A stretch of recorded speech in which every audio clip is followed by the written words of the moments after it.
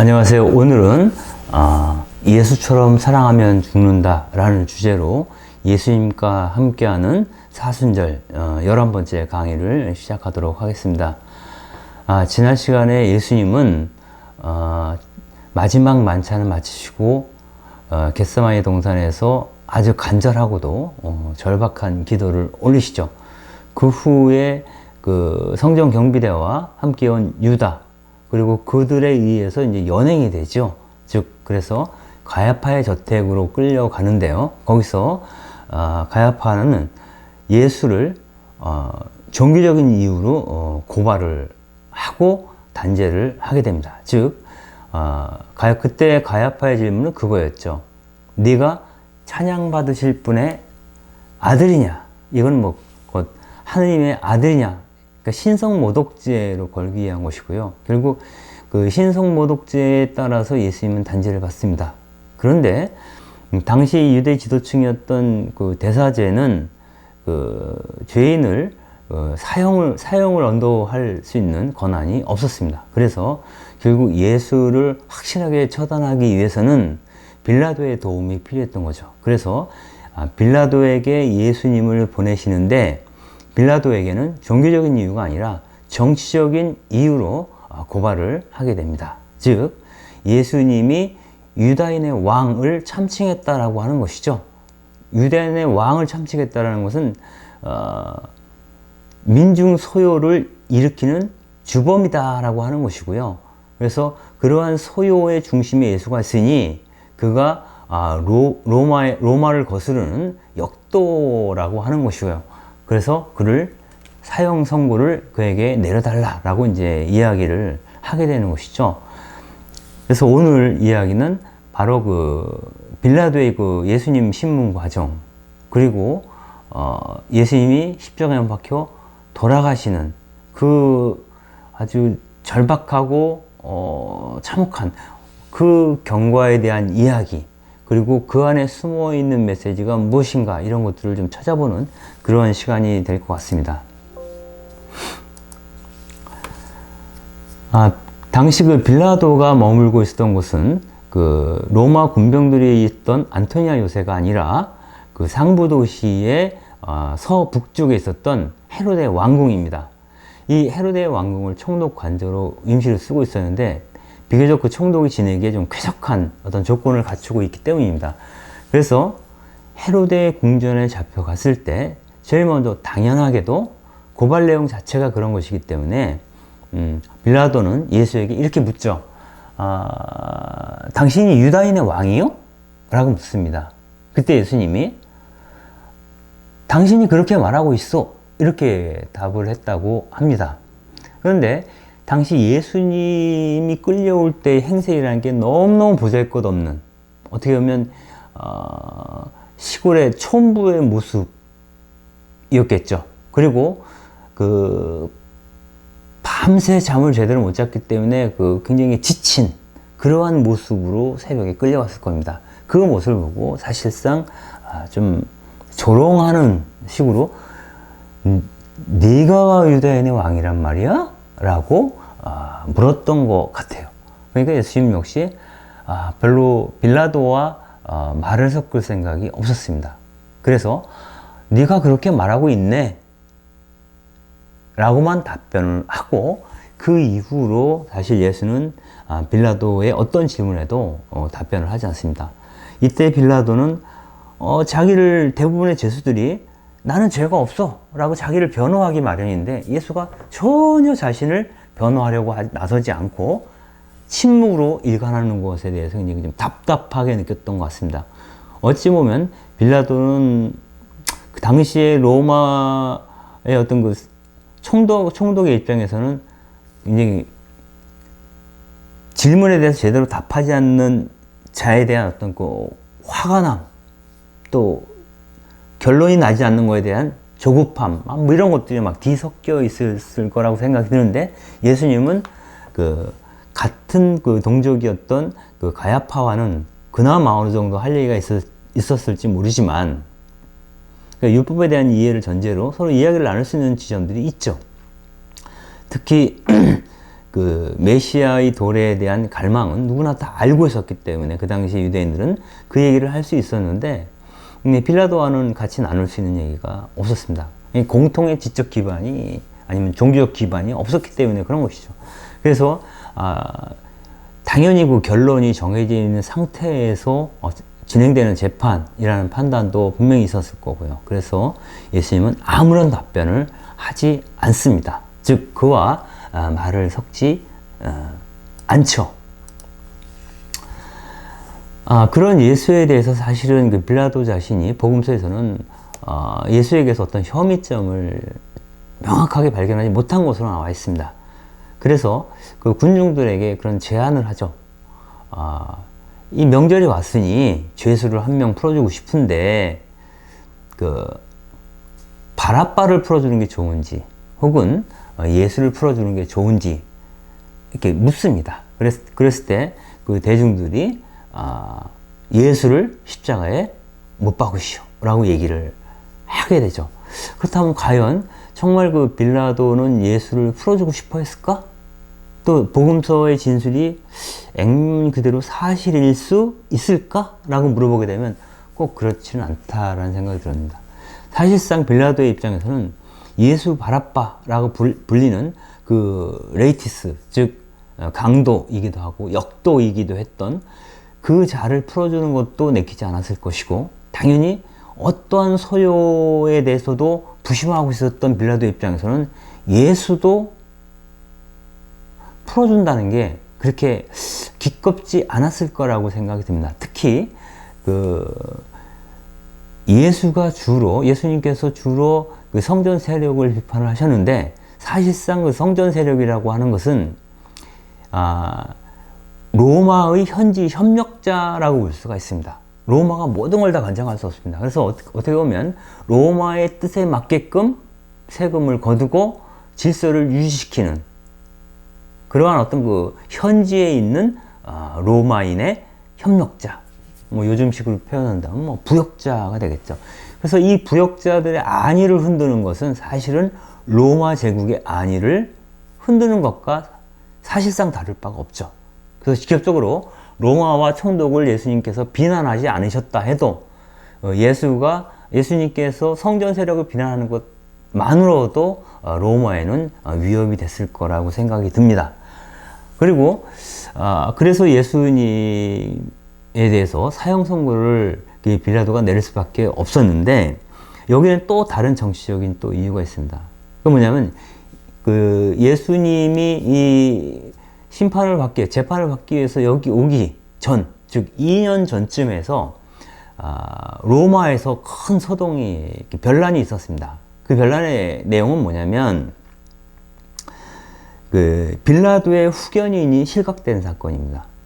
즉 그 빌라도는 그 유다의 총독으로 올 때 그를 총독으로 지명한 사람이 그 당시 티베리아누스 황제의 근위대장이었던 세아누스입니다.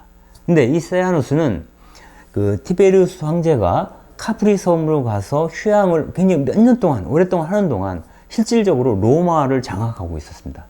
이 근위대장의 역할이라는 게 뭐 왕을 지키는, 뭐 황제를 지키는 이런 것도 있었겠지만, 사실상은 오늘날로 보면 국가정보원, 옛날로 보면 뭐 안기부나 중앙정보부 같은 거예요. 그래서 황제에 대한 반역을 꾀하는 무리가 있는지 감시하고 또 첩보 활동을 하던, 그 자체 내 군병들을 소유하고 로마 시내의 질서를 유지시켰던 그러한 어떤 막강한 어떤 무력을 갖고 있었던 사람이 바로 근위대장이었고, 그 사람의 이름이 세아누스죠. 그런데 그 카프리에 가 있던 티베리우스 황제가 시간이 지나면서 불안해진 거예요. 그리고 그러한 제보가 들어오죠. 세아누스가 반역을 꾀하고 있다라고 하는 정보가 들어옵니다. 그래서 티베리우스가 세아누스 몰래 그 다른 사람을 근위대장으로 새롭게 임명하고 세아누스를 처단합니다. 그래서 세아누스가 갑자기 실각됨으로 인해서 그 사람의 덕으로 유다의 총독으로 왔던 빌라도는 굉장히 그 입지가 불안한 상태였습니다. 그래서 벌써 그 사건이 벌어진 지가 한 2년 정도 되었는데, 언제 자기가 실각될지, 세아누스처럼 그 자리에서 쫓겨날지 모르는 불안한 상태였고요. 그리고 그 빌라도의 어떤 그 실각의 빌미가 될 수 있는 것 중에 하나가 그 유다 지방에서, 즉 팔레스타인에서 소요가 일어나거나 혹은 어떤 사건이 벌어지게 되면, 아니면은 빌라도의 성전 세력들이 빌라도에 대한 문제 제기를 하면서 로마에 계속 탄원을 하거나, 이런 그 문제들, 이런 일들이 발생을 하게 된다면 사실상 빌라도는 책임을 지고 책임 추궁을 당하고 총독의 자리에서 물러나야 할지도 모르는 상황이었습니다. 그래서 이 빌라도는 그 이른바 성전 세력 혹은 그 유다인들의 지도 그룹이라고 할 수 있는 대사제와 수석사제, 그리고 원로들, 이러한 사람들의 요구를 마냥 거부하거나 반대할 수 없는 그런 그 입장에 놓여 있었던 겁니다. 그래서 그 가야파의 요구가 빌라도에게는 사실상 거부할 수 없는 그러한 요구였고, 결국 빌라도는 예수님에게 사형 선고를 내릴 수밖에 없었다라고 하는 것이 이제 그 당시에 어떤 정치적인 그러한 어떤 배경이라고 볼 수가 있겠습니다. 또 그 빌라도가 예수 바라빠냐 아니면 예수냐 라고 물었을 때 예수를 죽이시오, 그를 십자가에 매다시오 라고 얘기했던 그 군중에 관한 얘기입니다. 그러니까 군중들이 한 목소리로 예수의 죽음을 요구합니다. 예수의 십자가 처형을 요구하죠. 근데 이런 얘기가 있죠. 예수님이 처음에 성전에 입성하실 때 예수를 환호했던 군중들이 있거든요. 근데 이 며칠 사이에 그 군중들이 갑자기 예수를 죽이라고 나섰다는 것을, 이게 도대체 어떻게 이분을 이해할 것이냐 해서 혼란을 일으키기 쉽습니다. 군중들의 생각이 바뀐 거냐? 그러나 복음서를 꼼꼼히 살펴보게 되면 그건 아닌 것 같아요. 즉, 그 헤로데의 궁전 앞마당까지 들어와서 예수를 죽이라고 이야기할 수 있는 그 무리들, 그 군중들은 과연 어떤 사람들이었겠느냐? 그거는 바로 기왕에 가야파가 예수를 죽이고자 했을 때 실수가 있으면 안 됩니다. 혹여 다른 목소리가 나올까 해서 동원한, 이 성전 세력이 동원한 군중이라고 부르는 게 맞죠. 그래서 그 성전 세력들이 동원한 군중들은 일종의 비표 같은 것을 받고 헤로데 궁전 앞마당까지 갈 수 있었고, 거기서 예수를 죽이라고 그 정해진 구호를 외쳤던 거죠. 그리고 이날은 금요일 새벽이죠. 금요일 새벽은 뭐냐면 그날 해가 지면 과월절, 그리고 안식일이 시작이 됩니다. 그러니까 이때, 이 날은 굉장히 유대인들은 바쁜 때입니다. 뭐 순례자건 주민들이건 다들 이 과월절을 준비하느라고 정신이 없을 때 있는데, 굳이 여기에 새벽 같이 와서 이런 일에 휘말릴 그럴 사람들이 어디 많지 않았을 거라고 보고요. 그런 사람들은 일당머리를 위해서 이 성전 앞마당까지 들어오게 된 그러한 사람들이라고 보는 게 맞습니다. 그래서 이러한 동원된 군중에 의해서 사실은 예수님이 십자가에 못 박히게 되는, 즉 사형 선고를 내리는 데까지 가게 된 것이 아니냐라고 보는 거고요. 일종의 이것을 여론재판이라고 볼 수가 있겠죠. 동원된, 의도된 여론재판이죠. 게다가 이런 얘기까지 하죠. 군중들은 그 사람, 즉 예수를 풀어주면 총독은 황제의 친구가 아니라는 겁니다. 누구든지 자기가 임금이라고 자처하는 자는 사실상 황제에게 대항하는 것이고, 그러므로 그 황제에게 대항하는 자를 풀어주려고 한다면 총독은 로마를 스스로 배신하는 거다, 이런 식의 얘기를 합니다. 그때 빌라도가 아니 여러분들의 임금을 십자가에 못 박으란 말이요? 이렇게 묻습니다. 이것도 의도된 질문이라고 볼 수가 있어요. 사실은 그 사람들이 예수님을 임금이라고 한 것이 아니라 예수님 스스로 임금이라고 자처했다고 고발당한 거거든요. 그런데 총독은 그렇게 질문하죠. 여러분들의 임금을 못 바꾸란 말이요? 라고 질문합니다. 그때 군중들은 뭐 거기에는 사제들도 포함이 되겠죠. 우리 임금은 황제뿐이요 라고 일종의 로마에 대한 충성서약을 합니다.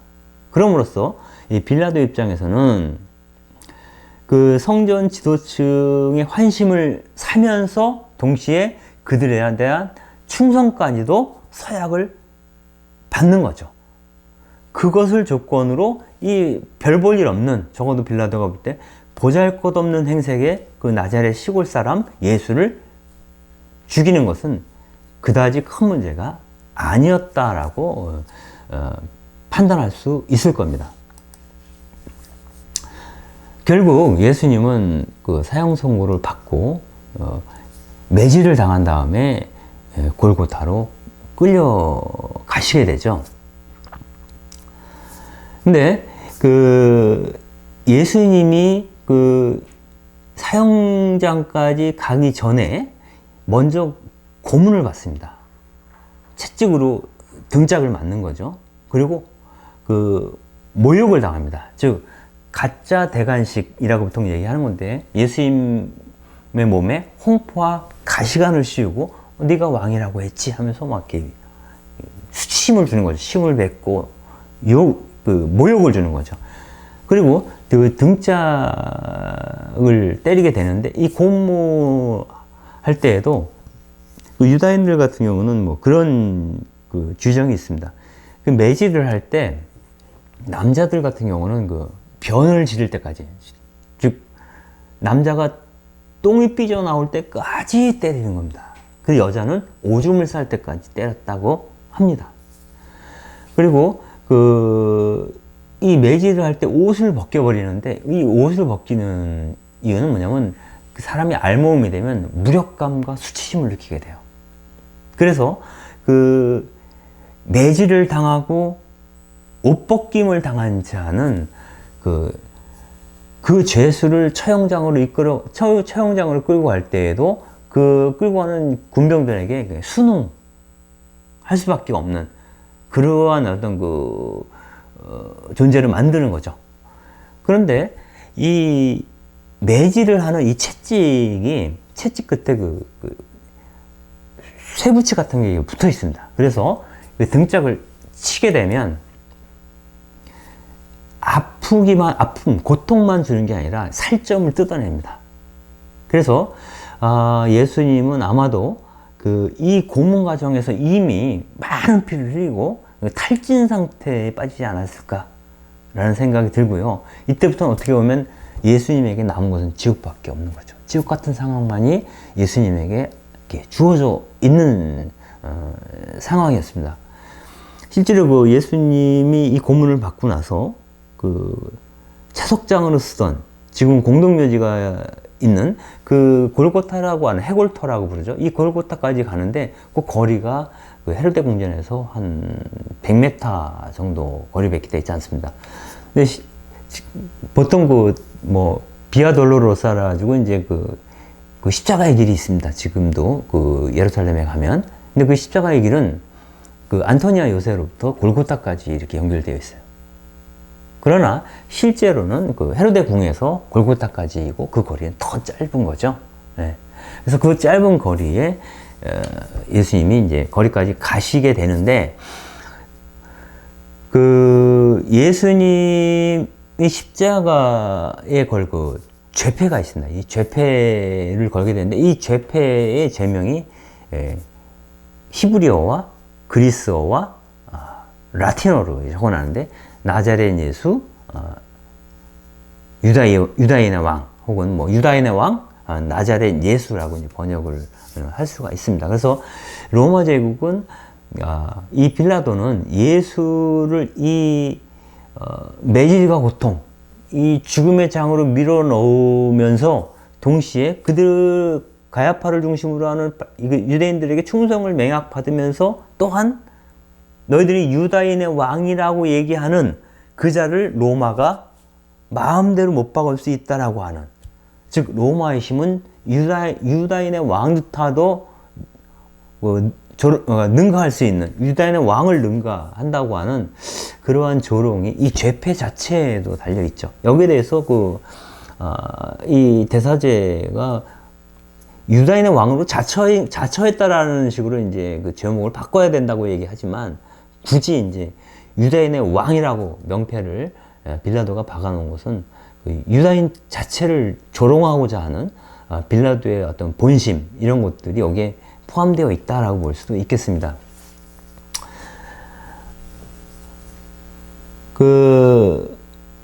여기서 예수님은 십자가형을 선고를 받게 되는데요. 이 십자가형이라고 하는 건 사실상 노예들과 또 제국에 저항하는 반도들을 처벌하던 처형법이었고요. 로마에서는 가장 잔인한 처형법입니다. 그래서 로마 시민들은 십자가형을 받지 않게 돼 있어요. 즉, 십자가형이 아닌 다른 처벌을 받게 합니다. 로마에서 가장 잔인한 처형법으로 알려진 것은 보통 한 3가지 정도가 되는데요. 앞서 말씀드린 십자가형이 있고요. 그 다음에 화형, 불에 태워 죽이는 거죠. 맹수형, 맹수에게 던져져서 죽게 하는 건데, 이 십자가형과 화형과 맹수형, 이 3가지가 모두 공통점은 뭐냐면 죄수의 시신을 훼손시키는 겁니다. 즉, 이 십자가형은 사람이 십자가에서 죽고 나면 까마귀나 독수리가 날라와서 이제 눈 있는 연한 부위부터 뜯어 먹죠. 그리고 여러분들이 이 사진에서 보는 것처럼 죄수들이 높게 매달려 있지 않습니다. 아주 낮게 매달려 있어요. 낮게 매달려 있기 때문에 개들이 와서 하반신을 뜯어 먹습니다. 그래서 이 가도에, 길가에 쫙 이렇게 십자가를 세워두면은 그 사람들의 어떤 몰골이 나중에는 너무너무 눈뜨고 볼 수 없을 만큼 처참해집니다. 그래서 일종의 이거는 전시효과도 있는 거죠. 이 십자가에 매달린 이 자들의 모습을 본 사람이라면 반란을 일으킬 생각을 감히, 너무나 끔찍해서 그런 마음을 먹지 못하게 되겠죠. 예. 그래서 그러한 의미들을 갖고 있습니다. 앞서 말씀드린 것처럼 이 십자가형이라고 하는 것은 1차적으로는 노예들에게 주어졌어요. 가장 대표적인 게 BC 73년부터 71년 동안 발생한 사건이 있습니다. 바로 검투사였던 노예죠. 스파르타쿠스가 동료들과 함께 반란을 일으키죠. 대대적으로 전쟁이 붙는데, 이때 마르쿠스 쿠라쿠스 장군과 폼페이우스 장군이 함께 이 스파르타쿠스의 반란을 진압을 합니다. 진압을 하고 나서 그때 잡은 노예들 6,000명을 로마로 가는 길목, 즉 아피아 가도라고 얘기합니다. 그 길을 아피아라고 부르는데, 이 아피아 가도에 6,000개의 십자가를 걸어놓은 겁니다. 그래서 기본적으로 왜 노예를 처형할 때 이렇게 끔찍한 십자가형을 처하게 되냐면, 이 노예들이라고 하는 것은 로마 사회를 경제적으로 뒷받침하는 어떤 그런 생산력이죠. 즉, 노예 노동에 기반해서 로마 사회가 번영을 하게 되는 것이고, 이 노예들은 대부분 전쟁을 통해서 포로로 잡아온 사람들을 노예로 삼고 노예로 팔아치웠던 겁니다. 그래서 로마의 경제적 기반을 무너뜨리는 행위 중에 하나가 노예들의 반란이었던 거죠. 그래서 노예들을 확실하게 징치하기 위해서 노예들에게 십자가형의 노예들을 처하게 되는데, 또 하나는 이와 마찬가지의 어떤 무게로 다가오는 것이 바로 로마가 장악하고 있던 각 속주에서 일어나는 반란들이죠. 그래서 이 폭도들, 내지는 반정부 활동가들, 이 반도들을 처형할 때에도 십자가형에 처하게 됩니다. 여기서 우리는 예수님이 노예와 반도들에게 처해졌던 십자가형을 받았다는 거에 대해서 좀 진지하게 생각을 해야 됩니다. 그건 뭐냐면, 예수님께서 늘 하시던 말씀이, 나는 섬김을 받으러 온 것이 아니라 세상을 섬기러 왔다라고 즉 섬기는 자가 이른바 노예, 종이죠. 그리고 그 예수님께서 늘 말씀드리는 거지만 아빠, 아버지라고 불렀던 하느님, 그 하느님은 바로 히브리 노예들의 하느님이었죠. 즉 이 노예라고 하는 이 어떤 상징어라고 하는 것은 예수님과 아주 깊숙이 연관되어 있는 그룹이라고 볼 수가 있습니다. 노예라고 하는 것은. 그래서 어찌 보면 예수님은 하느님이심을 비우시고 사람이 되시어 그 중에서도 노예처럼 이 세상에 오셨고 결국 돌아가실 때에도 노예들이 매달리던 그 십자가에 매달려 돌아가셨다는 것이고요.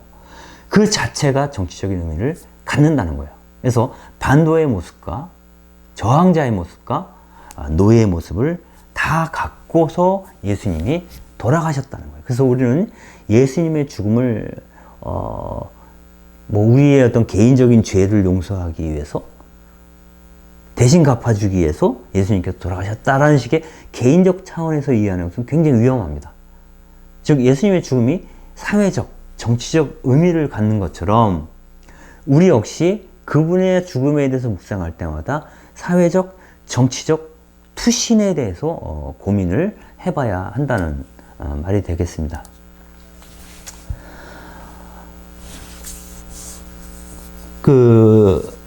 결국 예수님은 그 골고타에서 9시경에, 아침 9시경에 십자가에 못 박히게 되시죠. 그리고 이 예수님의 십자가형에 대해서 그 유대인들이 이렇게 얘기를 한 바 있습니다. 빌라도 앞에서 그 사람의 피에 대한 책임은 우리 자손들이 질 거다 이렇게 얘기를 합니다. 그런데 이 말 자체에 어떤 모순이 있어요. 왜냐하면 사실상 이 십자가형에 처해진 그룹들은 중에 가장 많은 사람들이 1차적으로는 아까 말씀드린 노예들이었죠. 그리고 두 번째로는 유대인들이 가장 빈번하게 십자가형에 처해져서 많이 죽었어요. 예수님뿐만이 아니라. 그러므로 같은 유대인이었던 예수를 두고 로마에 십자가형에 처해달라고 부탁하는 것 자체가 굉장히 모순적인 거라는 거죠.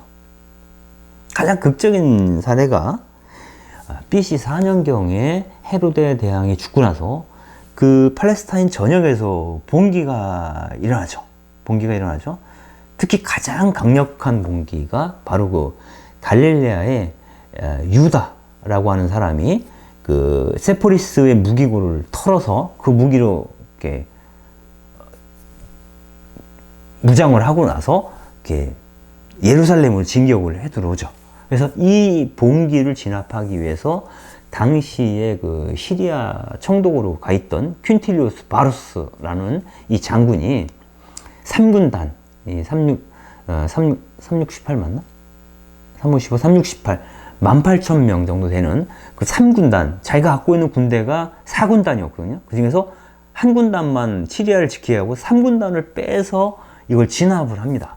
이 진압을 하고 나서 예루살렘 성 밖에다가 이때 잡았던 유다인 반도들을 2,000명이나 십자가에 매답니다. 즉, 그 6,000명의 그 노예들을 매달았던 그 십자가에 유대인들을 2,000명이나 매달게 된 거죠. 그래서 십자가라고 하는 것은 사실상 그 로마에 저항하는 유다인들의 어떤 그런 그 신실한 종교심, 이것이 배어 있는 것이 사실은 또 십자가입니다. 근데 그 십자가에 이들이 가야파를 중심으로 한 성전 세력이 예수를 못 박게 했다라는 것 자체는 일종의 자기 모순이고 자기 백성들을 사실상 모욕하는 행위이기도 한 거죠.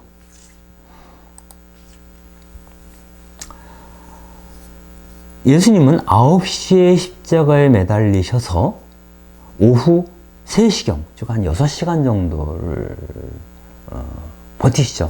6시간 정도를 버티시다가 절명을 하게 됩니다.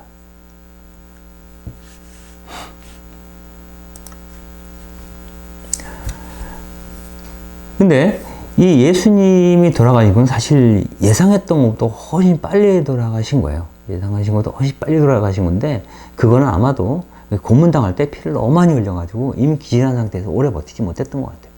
보통 십자가에 매달리는 사람들은 보통 어떤 경우는 일주일까지도 이렇게 버티는 경우도 있습니다. 왜냐하면 그 십자가를 보면은 십자가 그 엉덩이 부위에 이렇게 좌대가 있습니다. 좌대가 튀어나와 있어요. 약간. 그래서 거기에 엉덩이를 살짝 걸치게 되면 보통 그 십자가 죽는 사람들이 호흡곤란으로 죽는 거거든요. 호흡곤란으로 죽는데 그 약간의 몸을 떠받치면서 호흡을 좀 이렇게 쉴 수가 있게 되죠. 그래서 그 보통 가장 큰 게 이제 배고픔, 굶주림으로 해서 한 일주일 있으면 죽는데, 예수님은 굉장히 빨리 절명을 하셨어요. 돌아가시게 되고, 그래서 여기서 보면은 그 안식일이 시작되기 전에 시신을 어떻게 처리했으면 하는 그런 얘기도 했습니다. 그래서 뭐 그 옆구리를 창으로 찔러서 뭐 죽인다거나 뭐 이런 조치를, 다리를 꺾는다거나, 다리를 꺾게 되면 이제 몸이 주저앉으니까 호흡곤란을 일으켜서 바로 죽게 되죠. 그러한 조치를 취하려고 했지만 예수님이 이미 빠르게 돌아가시게 되죠. 오후 3시에. 이 하늘이 어두워지면서 예수님이 돌아가시는데, 돌아가실 때 엘로이 엘로이 레마 사박다니, 저희 하느님 어찌하여 저를 버리셨습니까? 그러니까 하느님에게조차도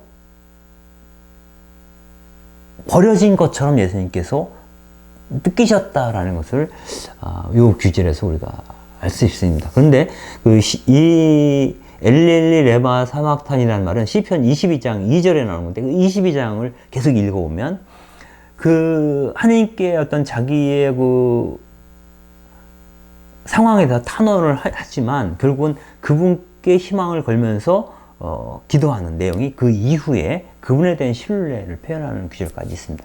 그런데 복음서에서는 이 앞부분만을 상징적으로 집어넣었다라고 볼 수가 있고요. 그래서 이 구절을 보면서 우리는 예수님이 그때 자기 삶에 대한 어떤 그런 자기 죽음에 대한 절망감 뿐 아니라 그 시편에서 이어지는 그 내용처럼 그럼에도 불구하고 하느님께 의탁하는 자기를, 그런 마음들을 같이 읽어야 될 것 같습니다. 이것은 가상칠언이라고 하는 내용 안에 사실은 그러한 단초들이 남아 있습니다. 근데 예수님이 오후 3시에 돌아가셨다라고 했는데, 바로 그 시간은 바로 그 골고타에서 동남쪽에 성전이 있는데, 이 성전 안뜰에서는 사제들이 그 희생 제의에 쓰기 위해서 짐승들을 도살하는 그 시간입니다. 그래서 그 예루살렘 성전 안뜰에서 양들이 죽어가고 있을 때 골고타에서는 예수님이 숨을 거두시게 되는 거죠. 즉 성 안에 온통 그 피 비린내가 진동을 하고, 사제들이 어린 양의 목을 자르고 그 양의 가죽을 벗길 때 그 양의 피를 제단 주위에 있는 계단에 뿌리고 그 내장을 따로 모아서 제단에서 태우고 있을 때, 그 상황에서 레위인들, 즉 사제 그룹들은 음악을 연주하고 시편을 노래하거나 암송하는, 바로 그 죽음의 기운이 팽팽하게 드러나고 있는 그 시간에 예수님은 골고타에서 돌아가셨다라는 것을 알 수가 있습니다. 그러나 예수님은 그 십자가상에 매달려서 돌아가시길 때까지 어느 누구도 원망을 하지 않았던 것 같습니다. 오히려 그 선한 강도, 즉 뭐 좌도와 우도가 있었다고 얘기하지 않습니까? 그 중에서 한 그 강도는 예수님을 조롱을 했죠. 군중들과 더불어 예수님을 조롱했지만, 또 한 강도라고 되어 있는데, 이 강도라는 아까 말씀을 레스트했습니다. 즉 반도일 수도 있어요. 이 한 사람은 당신이 나를 저도 함께 있게 해달라, 이렇게 얘기를 하죠. 그래서 그 선한 강도를 축복해 주죠. 그리고 그 요한복음에서는 예수님께서 요한을 당신 어머니인 마리아에게 이렇게 연결시켜주는, 새로운 인연을 맺어주는 그러한 이야기도 나오죠. 그리고 기본적으로는 이 엘리엘리 레마 사박탄이라고 얘기하는 절대적인 어떤 절망감 안에서도 여전히 하나님께 대한 희망을 예수님께서는 놓치지 않고 계셨다라는 것을 알게 해주는 대목 중에 하나가 이 가상치론에 포함되어 있습니다. 그 내용을 잠깐 보시면 그렇습니다. 루카복음에서는 그렇게 얘기하죠. 아버지, 나를 십자가에 매단 저 사람들을 용서해 주십시오. 저들은 자기 하는 일이 과연 무엇인지, 어떤 건지, 어떤 의미인지 모르고 있습니다. 이렇게 얘기를 하죠. 그리고 그 강도에게는 오늘 네가 나랑 낙원에 있을 것이다 라고 축복을 하기도 하고요. 그리고 마지막으로 내 영혼을 아버지께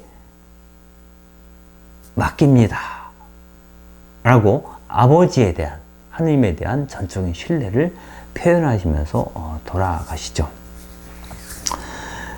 그리고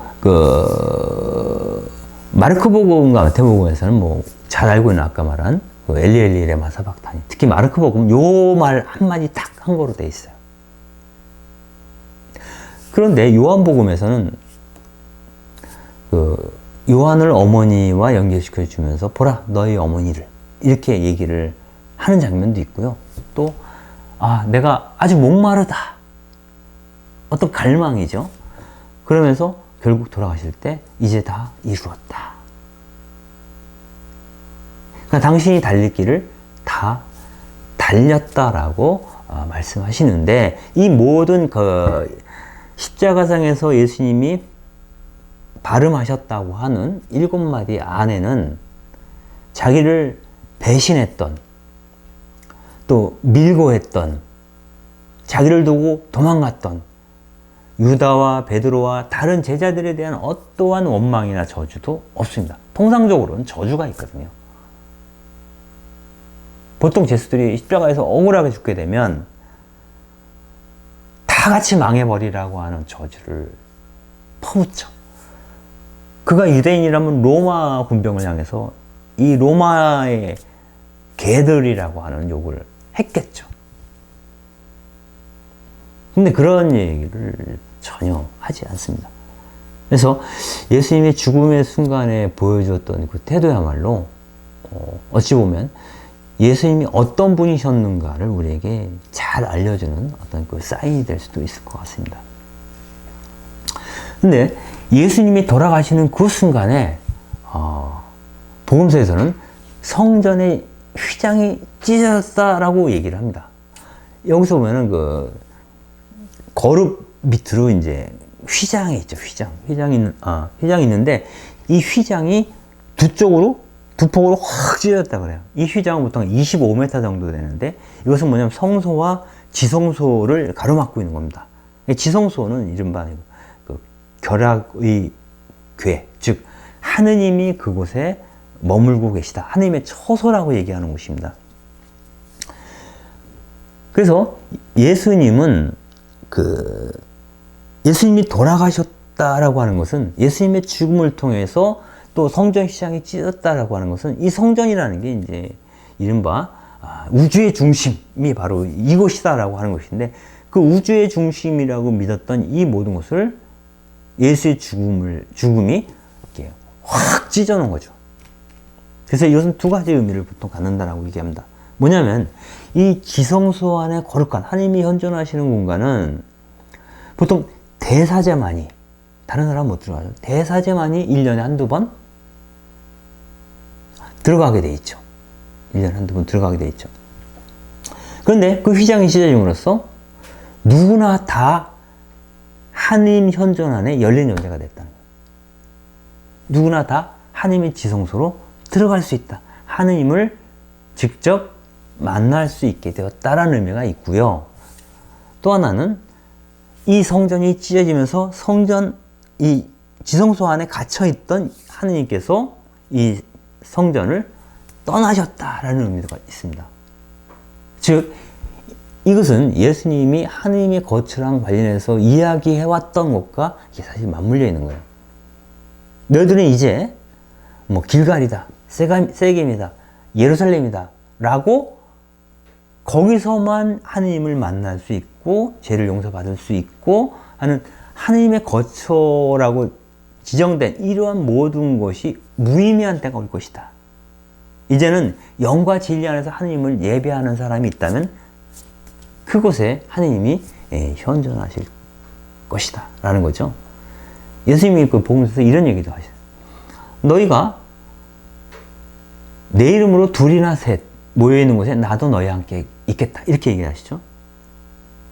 근데 하느님도 마찬가지라는 거죠. 하느님도 어떤 거룩하다고 특정된 공간 안에 머무시는 것이 아니라 그 바람처럼 성령께서 움직이시는 것처럼 영과 진리 안에 사는 사람들이 있는 곳이라면 어디서나 그분께서 그들과 함께 현존하신다.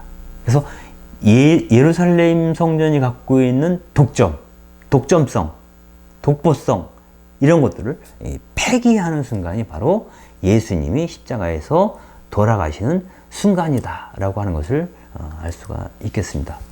근데 예수님이 그 돌아가시는 그 순간에 또 다른 일이 발생했다라고 이제 복음서는 전하고 있습니다. 그 중에 하나가 바로 백인대장이 백부장이라고도 얘기하죠. 그러니까 아래 수하에 100명의 군병들을 거느리고 있는 자가 백인대장인데 백인대장이 예수님이 돌아가시고 성전의 휘장이 찢어지는 것을 보고서 이렇게 얘기를 했다 그러죠. 참으로 이 사람은 하느님의 아드님이셨구나 이렇게 얘기를 합니다. 이거는 뭐냐면 그 로마 군대가 굉장히 특별한 존재입니다. 그러니까 로마군들은 자기들의 방패, 휘장 이런 데 다 황제의 얼굴을 새기고 다닙니다. 아니 황제를 상징하는 어떤 그 문양을 갖고 있죠.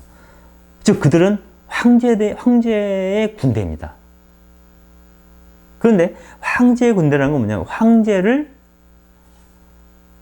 하느님이라고 신이라고 아우구스투스 황제인 경우는 아폴론 신의 현현이라고 보잖아요. 그래서 그 황제를 전 우주의 소유주라고 믿었던 그러한 로마 군병이 그 중에서도 백인 대장이 자기 입으로 황제가 아니라 바로 십자가에서 비참하게 죽은 저 나자렛 사람이 하느님의 아들이구나라고 고백하는 셈이 됐다는 거예요. 즉 로마 군인의 입을 통해서 황제가 하느님이 거부당하고 예수가 하느님의 아드님 메시아임이 인정된 사건이다라고 보는 거죠.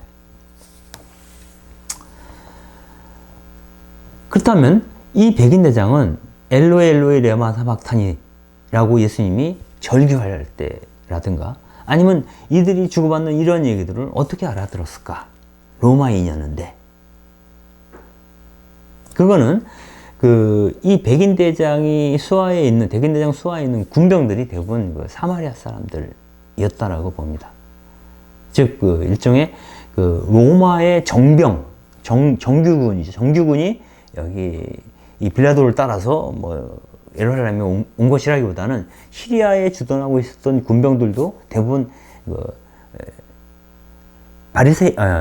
사마리아 사람들 가운데서 군병이 된 사람이 굉장히 많다 그래요. 그래서 그들이 사마리아인이기 때문에 아람어를 알아들어요. 엘로에르레마 사박타니 이런 아람어죠. 이 아람어를 알아듣기 때문에 아마 그들을 통해서 백인대장은 지금 무슨 일이 벌어지고 있는지 알 수 있었을 거다 이런 얘기를 하고 있고요. 그리고 예수님 돌아가실 때 예수님을 매질할 때에도 그들이 그 사마리아 군병들이었기 때문에 예수님을 더 혹독하게 매질했을 거다 이런 얘기를 합니다. 즉 그 사마리아 사람들은 유다인들에 대해서 굉장히 혐오감 그런 게 있습니다. 그래서 그 유다인들을 조롱할 수 있다면 얼마든지 조롱할 수 있는 거죠. 네가 유다인의 왕이란 말이야 하면서 조롱할 수도 있고 그에게 침을 뱉을 수도 있고 귀옷을 찢을 수도 있고 찢어 가질 수도 있는 거죠. 아마 그런 식으로 자기들의 어떤 그 지역 차별적 원한을 사마리아 출신의 군병들이 풀었던 것이 아니냐 이런 얘기도 합니다. 근데 정작 그들을 다스리던 그 백인대장은 예수님을 메시아라고 고백하죠. 그리고 이것은 그 이후에 그리스도교 신앙이 로마 전역으로 전파될 거라고 하는 어떤 예감 같은 것도 우리에게 주고 있는 것인지도 모르겠어요. 근데 정작 예수님이 이렇게 임종을 하는 그 순간에 그 임종을 지켜본 남성 제자들이 한 명도 없었다라고 하는 것은 여러분들이 잘 아는 바입니다. 물론 이제 요한복음에서는 요한이 있다가 어머니 마리아와 인연을 맺게 되는 그런 얘기도 있지만, 대개는 특히 마르코복음에서는 이렇게 얘기합니다. 그 자리에 마리아 막달레나와 작은 야고보와 요새의 어머니 마리아, 그리고 살로메가 있었다, 이렇게 얘기를 합니다. 여성들이 주로 있었고, 아마도 이 여성들뿐만 아니라 이름이 알려지지는 않았지만 다른 예수님을 따르던 여인들이 많이 있었을 겁니다. 그래서 아마 여성들 같은 경우는 남성 제자들보다는 좀 더 어떤 감시로부터 좀 더 자유로울 수 있지 않았을까 이런 생각이 듭니다. 그리고 머리손을 다 쓰기 때문에 누군지 사실 알아보기도 쉽지 않죠. 그래서 여성들이 십자가 아래에 좀 남을 수 있었던 이유가 되기도 하지만, 결론적으로는 뭐 그 자리에 예수님의 임종, 그 임종을 지켜본 자들 가운데 남자가 없었다라는 것은 우리가 한번 짚고 넘어가야 될 부분이기도 합니다. 예수님께서 장례를 치르시게 됐는데 오후 3시에 돌아가시고 나서 6시까지 한 3시간 정도 텀이 있었다고 보는 겁니다. 6시는 보통 통상적으로 해가 지는 시각으로 추정이 됩니다. 그래서 해가 지면서부터 안식일과 가을절이 시작이 되는데, 대충 그 시간을 6시라고 얘기를 하고 있고, 그래서 그 전에 예수님이 장례를 치를 거라면 장례를 치러야 했던 거죠. 근데 의외로 예상치 않았던 인물이 나타나죠. 그 사람이 바로 아리마테아 사람 요셉이죠. 이 요셉은 산헤드린의 의원이었지만 예수님을 평소 흠모하던 그러한 사람인 것 같고요. 그래서 적어도 그때까지는 자기의 신원을 드러내지 않고 있었다가 예수님이 십자가 상에 매달린 상태에서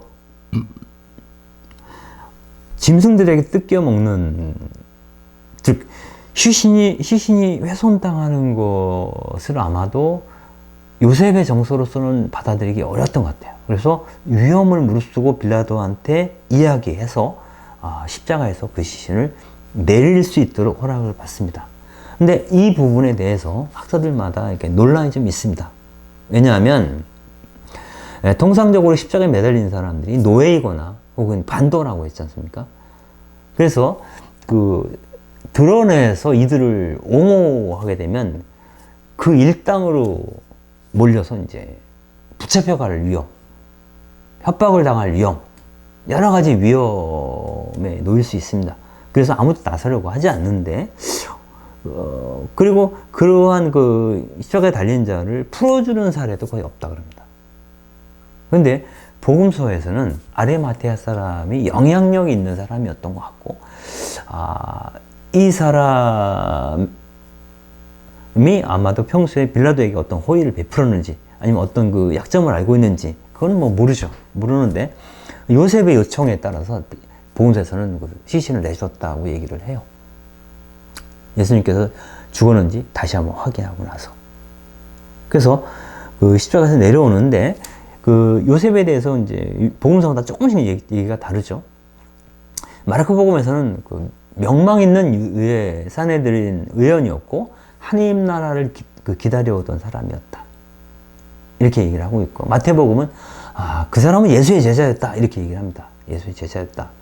그리고 루카복음은 가야파를 중심으로 하는 의회의 산헤드린의 심판에 동조하지 않았던 사람이다 라고 얘기를 하고 있고요.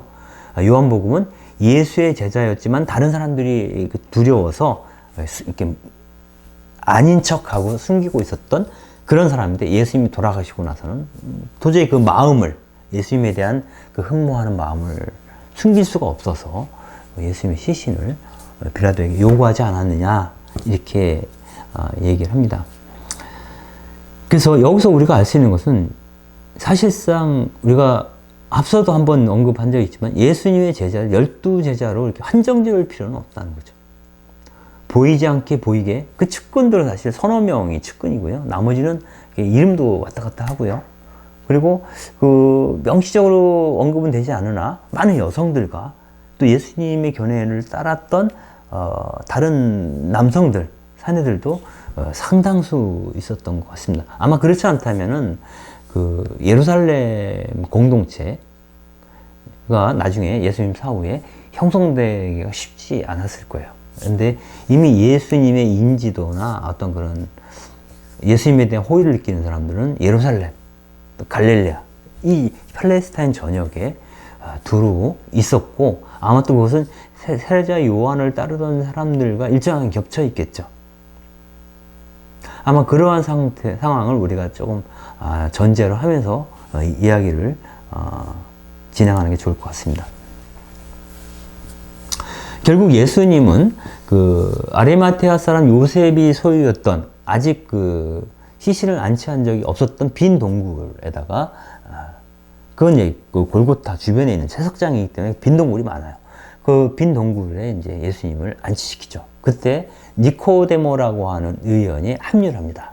그래서 그가 염습을 하는데, 시신을 염습하는데 필요한 모략과 침향이라고는 알로에를 뜻하는 건데, 부패를 좀 지연시키는 효과가 있습니다. 이것을 100리트라 정도 가져와서 예수님 염을 했다는 거죠. 그리고 예수님이 무덤에 묻히실 때 그 무덤까지 따라와서 확인한 사람들은 여인들이었다고 얘기를 합니다. 그렇기 때문에 이른바 안식일이 지나고 나서, 안식일이 끝난 그 다음날 새벽같이 마리아 막달레나가 그 동굴에, 무덤에 찾아오죠. 그게 가능했던 것이 이미 예수님이 안치됐던 무덤까지 가본 적이 있기 때문에 그랬던 거죠.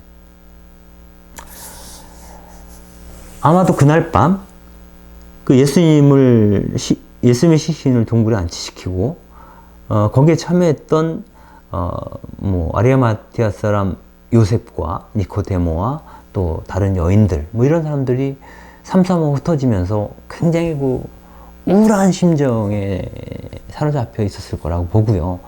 그들이 내려올 때 이미 해가 기울어서 성전, 그 예루살렘 성 안에 있는 집들에서는 다 불을 밝히고 안식일 음식을 먹고 있었겠죠.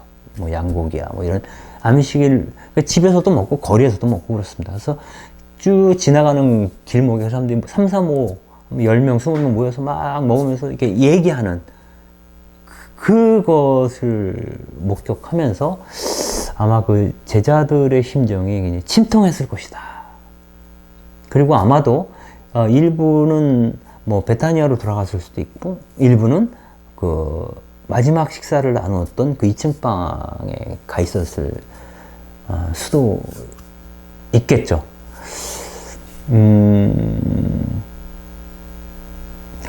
그 한스 홀바인이라는 사람이 그린 무덤 속 예수의 신이라는 그림이 있습니다. 여기 이제 그 그림을 이렇게 해놨는데, 이 관 속에 들어가 있는 예수님 모습을 옆에서 사진을 찍은 것처럼 그려놓은 건데, 이 그림이 참 특별한 느낌을 주죠. 막 죽음에 도착한, 막 죽은 어떤 시신이죠. 그리고 입이 이렇게 벌어져 있어요. 그리고 머리카락은 막 벙클어져 있고, 피부에 너무 말랐잖아요. 핏기가 없는 온기가 쫙 빠져나간 그 피부, 그리고 마른 나뭇가지 같은 그 손과 발, 이걸 보고 우리가 얼핏 생각하는 예수님의 모습을 상상한다는 게 쉽지가 않습니다. 과연 한스 홀바이는 이 그림을 통해서 무엇을 얘기하고 싶었을까, 그 생각을 잠깐 하게 되는 것이죠. 이 사람은 그 얘기를 합니다. 보세요. 오른손 손가락을 이렇게 펼치고 있죠. 일종의 조롱하는 겁니다. 너희들이 나를 이렇게 죽였지. 그래서 손가락 욕을 날리는 무덤 속 예수다 라고 이제 어떤 그 평론가는 얘기를 합니다. 그래서 이 예수님의 죽음이 평온한 죽음이 아니었고 억울한 죽음이었다라고 하는 것을, 그 억울함에 대한, 억울함, 죄 없이 죽은 자의 어떤 시신을 우리에게 할수온 바에는 제시를 하고, 이렇게 억울하게 죽은 자의 모습을 가진 그 세상에 많은 사람들이 있지 않습니까? 굳이 세월호 아이들을 얘기하지 않더라도, 그러한 죽음에 우리가 잔잔하게, 그러나 결코 잊어서는 안 되는 그런 어떤 그런 가슴 아픔, 아마 이런 것에 우리의 마음을 이렇게 잡아두고 있는 그림 같습니다. 그래서 예수님은 이렇게 돌아가시죠. 그렇다면 그 예수님의 죽음에 대해서 우리가 어떻게 이해해야 되는가라고 했을 때, 보통 복음서에서는 그런 얘기를 하죠. 이른바 그 대속신앙과 관련해서 세 차례 순환 예고를 예수님께서 하셨지만, 그 어디에서도 사실은 예수님이 세상의 죄를 대속하기 위해서 예루살렘에 간다, 이런 식의 표현은 없습니다. 그래서 그 세상의 죄를 대속하기 위해서 예수님이 돌아가셨다 라는 말을 그렇다면 어떻게 이해할 것인가? 만약에 그 사회적 불의, 그 강도의 소굴이 된 예루살렘처럼 사회적 불의가 만연한 그 세상의 죄 때문에 예수님이 돌아가셨다라고 한다면 일리가 있을 것 같아요. 그래서 우리가 그분을 다시 일으키는, 살게 하는 그런 방법은 바로 이 사회적 불의로 점철된 이 사회를 바꾸는 것이 되겠죠. 그리고 그의 죽음으로 인해서 그분의 죽음에 동참했던, 죄의 연대성과 관련된 겁니다. 동참했던, 어떤 형으로든 그분의 죽음에 연루되었던 우리들이 마음의 회심을 가져올 수도 있습니다. 예수님의 죽음을 묵상하면서. 그러나 우리의 묵상이 이 세상이 예수님을 죽인 그 죄를 면제해 주진 않는 거죠. 그래서 그 예수님을 죽음으로 몰아간 성전 세력, 그 세력에 대해서 우리가 충분히 기억하고, 그 안에서 우리가 그 죄의 연대성에 참여하지 않기 위해서 무엇을 할 것인가에 대해서 고민해보는 그러한 시간이 바로 예수님의 죽음을 묵상하는 시간이 되면 어떨까 싶은 생각이 듭니다. 여기서 우리는 예수의 죽음에 대해서 다시 한번 말씀드릴 수 있는 것은, 예수님의 죽음은 사실상 불가피했다는 거예요. 즉 하나님 나라에 대한 복음적 열정에 대한 세상의 응답이 사실은 십자가였기 때문입니다. 이처럼 지배 세력에 공공연하게 도전하는 사람은 사실 살아남을 수 없다는 것이 역사적인 사실입니다. 세례자 요한도 안티파스에게 도전해서 참수당했고, 똑같은 일이 예수에게서도 일어났다라고 보는 겁니다. 실제로 바오로 사도와 베드로와 야고보도 예수님처럼 죽었죠. 즉 예수님을 따라 살고자 하는 사람을 우리가 그리스도인이라고 한다면, 정말 그리스도인은 예수님의 운명을 나의 운명으로 삼는 그런 사람이죠. 그래서 그의 제자들, 그의 사도들도 그분처럼 죽죠. 베드로는 로마에서 십자가에 거꾸로 매달려 죽었다고 얘기를 하죠. 이들의 복음적 열정이 무엇인가, 예수에 대한 사랑이 어떤 것이었는가라는 것을 우리는 그들의 죽음을 통해서 볼 수가 있습니다. 결국 예수님은 무자비한 지배체제 안에서 운이 없어서, 재수 없어서 희생을 당한 그런 분이 아니라고 하는 거고요. 그분은 열정이 충만한 농민 지도자, 팔레스타인 농민들의 지도자였고, 그분의 열정과 그분의 메시지는 늘 하나님 나라를 향해 있었고, 그 결과로 그분이 그 기득권 세력에 대해서 종교적으로, 정치적으로 저항해 온 그 결과가 예수님의 죽음을 불러왔다라는 사실을 다시 한번 확인해 둘 필요가 있습니다. 여러분들 여기 있는 그 예수님 사진은 주로 제가 이제 이 강의 준비하면서도 이 사진을 많이 썼는데, 킬링 지저스라는 영화가 있습니다. 이 킬링 지저스라는 영화의 장면들을 많이 제가 삽입을 시켰는데요. 이것은 크리스토퍼 매널이라는 사람이 감독한 영화이고요. 여기서 주연을 맡은 그 하즈 슬레이만이라고 하는 이 인물은 레바논 출신입니다.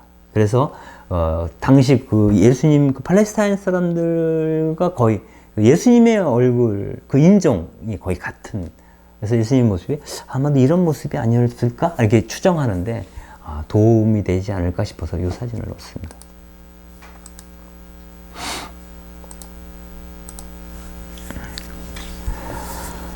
결국 오늘 그 이야기에서 예수님은 그 하느님의 아들이라고 자처했다는 종교적인 불경죄로 유다의 지도층에 의해서 고발당하고, 빌라도에게는 유대인의 왕을 자처한 어떤 그런 역도로서, 반도로서 지명이 되어서 사형선고를 받게 되죠.